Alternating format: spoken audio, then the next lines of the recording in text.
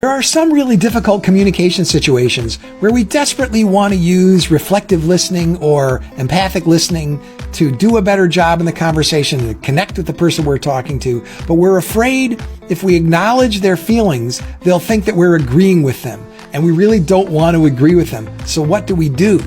One obstacle to empathic listening is our inability to distinguish between acknowledging other people's feelings and approving of or agreeing with other people's feelings.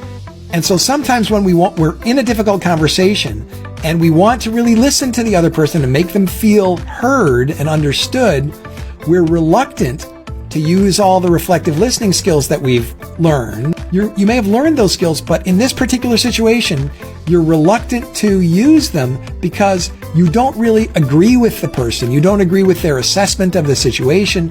You may not even agree with the way they're feeling. You may think they're overreacting. You may think their analysis of the situation is all wrong. You may think their perceptions are flawed. And so you don't want to use reflective listening. You're hesitant to because you think that your acknowledgement of their feelings will be interpreted as you're approving of their feelings, or you're agreeing with their feelings, or maybe you're even agreeing to a request or something like that. It doesn't have to be that way. These are two different things.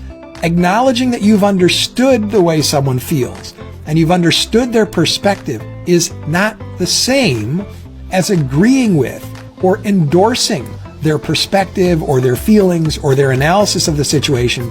And it's not the same as agreeing to some request that they're making. We can acknowledge people's feelings and perspectives without agreeing to any request and without approving or endorsing the underlying feelings.